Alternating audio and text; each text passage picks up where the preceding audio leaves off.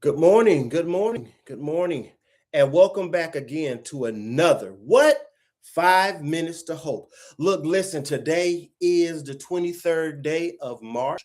We are closing out this month. This is the last week in March Madness, and I'm pretty sure those brackets of March Madness have come down to maybe 4 or 8. I'm not a real fan, but we've been teaching on that this week.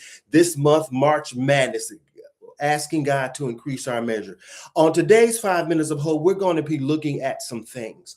One thing we're going to be looking at today is your obligation. What are your obligations? And when you look at your obligations and you try to understand your obligations, what are your obligations? Romans chapter number 8 says, Romans chapter number 8, verse number 12, therefore, brethren, we have an obligation, but it is not to live the sinful nature, to live according to it. Need you to understand something today. You do have an obligation. In today's 5 Minutes of Hope, you do have an obligation. You do have an obligation to things that need to be accomplished in your life. You do have an obligation to cultivate the relationships that need to be cultivated in your life. You do have an obligation to spend time with the things that need to be spent time with.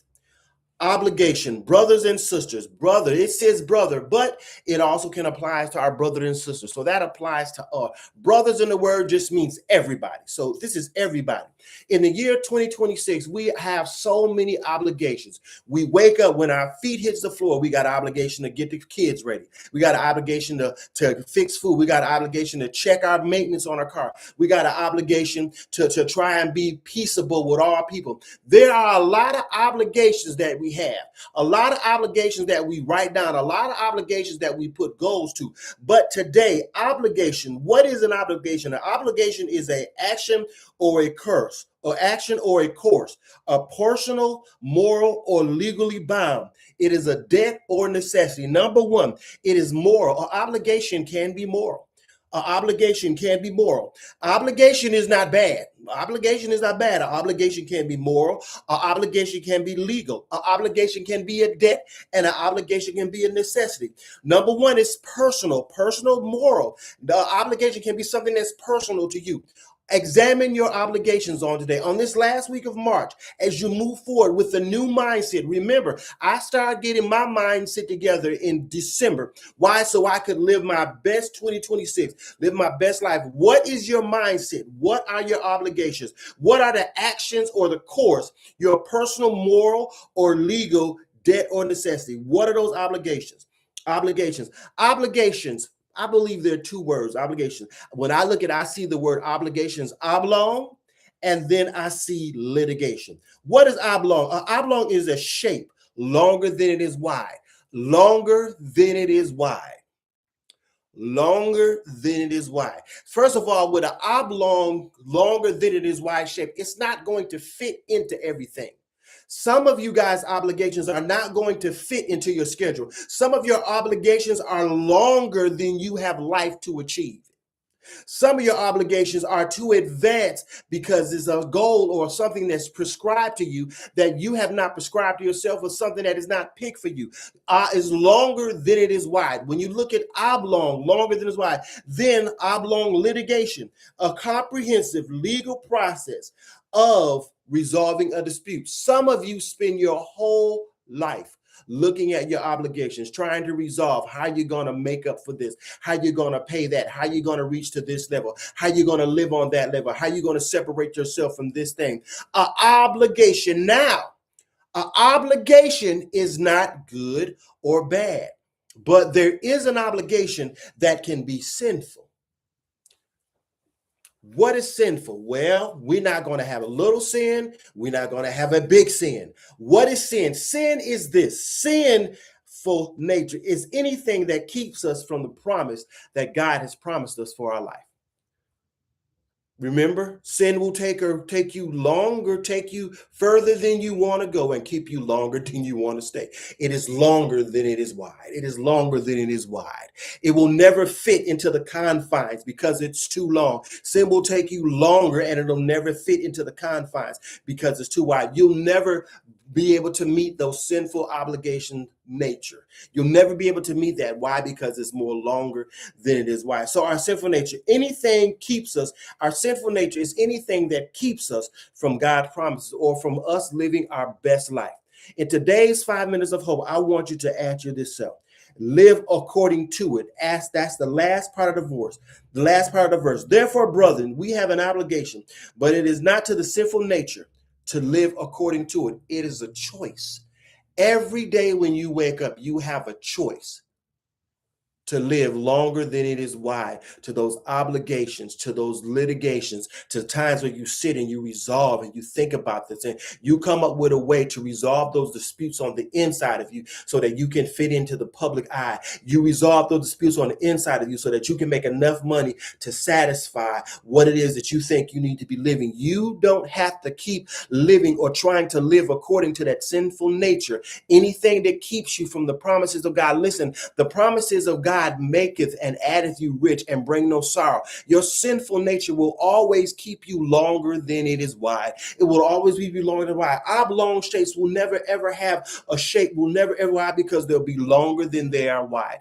They'll be longer than they are wide. They'll never fit into the place where God would have you to fit. In today's 5 minutes of hope, I need you to ask yourself, what in my life is longer than it is wide? What sinful nature is keeping me from the promises that God has for me? Listen, if God wants you to be death free, listen, God does not have to weaponize suffering. God does not have to weaponize standards. God does not have to weaponize anything in order to get you to pay attention or to get you to, or God does not have to weaponize suffering in order to teach you a lesson or order to discipline you. God doesn't have to do that. God wants you to experience everything that he wants you to experience, and he's going to teach you in a loving fashion. Now, he will chastise you, but he will not weaponize suffering. He will not weaponize standards, and he will not weaponize the status quo in order to teach you a lesson. He won't take your job from you. He won't make you sick. He won't let debt pile up on you. He will discipline you, but he doesn't have to weaponize any struggle to make you have an understanding of who he is.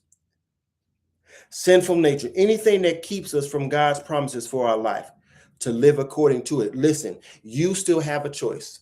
In today's 5 minutes of hope, I want you to understand that you have a choice whether to live according to your sinful nature or whether to live according to the promises that God has for you.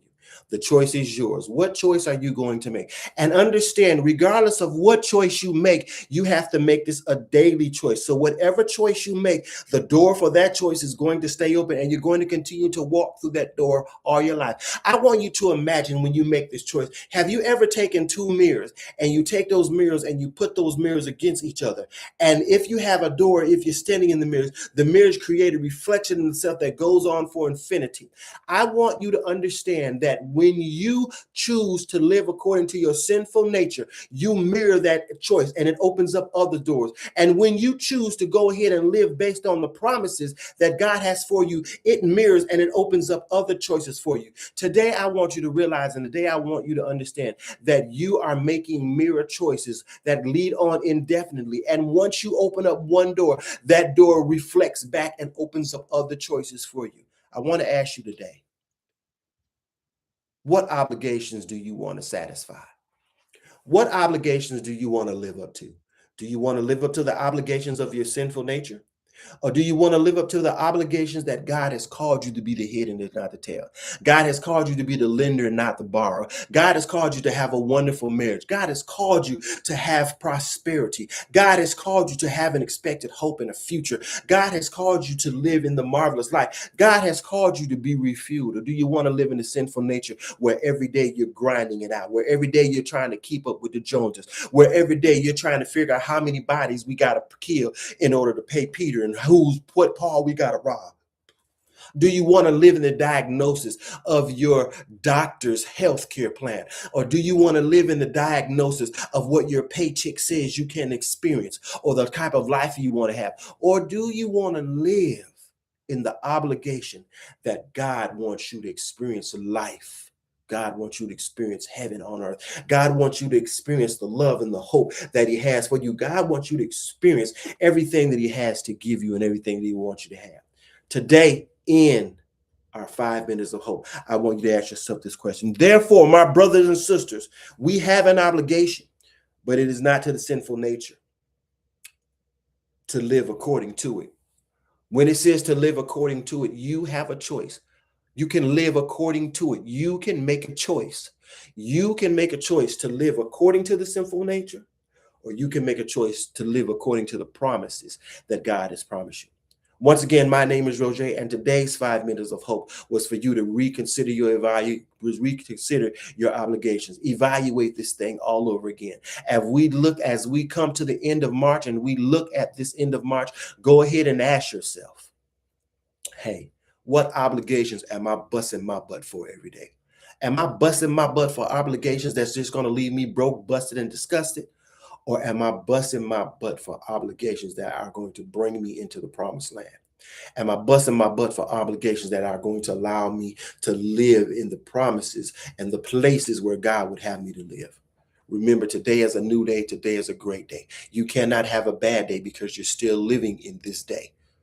So go ahead and understand that God wants you to have the best day, and tomorrow will take care of itself. Remember, if you don't see the change that you want to see, then it's time for you to become that change. You guys go and be blessed. Have a great day. I'll see you on the other side of through.